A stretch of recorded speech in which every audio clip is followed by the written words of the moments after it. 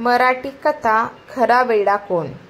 एका वेड्याच्या हॉस्पिटलमध्ये वेड्यांना बाहेर पडेपर्यंत म्हणजेच पूर्ण बरा झाला आहे की नाही हे पाहण्यासाठी अनेक मानसशास्त्रीय चाचण्यांना तोंड द्यावे लागत असे.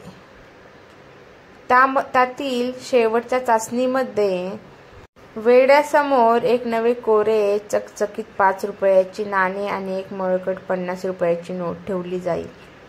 त्यातील फक्त एकच गोष्ट त्याला उचलण्यास सांगितली जाईल. वेड्याने 50 रुपये उचलले की त्याला डिस्चार्ज दिला जाईल व तसे न केल्यास त्याला पुन्हा चाचण्या पार करायला सांगितल्या जात. गरज पडल्यास पुन्हा उपचारासाठी पाठविले जाईल. हॉस्पिटलमध्ये एक वेडा शेवटच्या चाचणीपर्यंत सगळ्या चाचण्या पटापट पार करत असे. मात्र शेवटच्या चाचणीला मात्र नापास होत असे. अनेकदा असे घडल्यावर चाचणी घेणारे डॉक्टर कंटाळले व त्यांनी एक युक्ती केली. पुढच्या वेळेला त्याला वेड्यासमोर एक 5 रुपयाची जुनी नोट व 50 रुपयाची कोरी करकरीत नवी नोट ठेवली.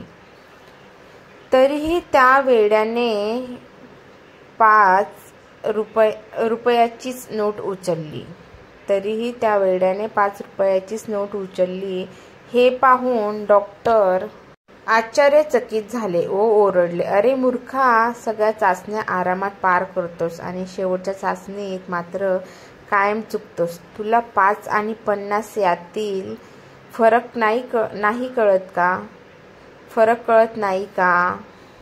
वेड्या शांतपणे म्हणाला, "ते मला चांगलं कळतं डॉक्टर साहेब, पण इथून बाहेर पडलो की मला रोजचा खर्च स्वतःलाच करावा लागणार आहे.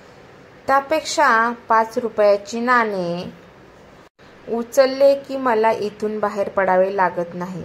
5 रुपयेही मिळतात आणि खाणेपिणे राहणे सगळे काही फुकटात होते.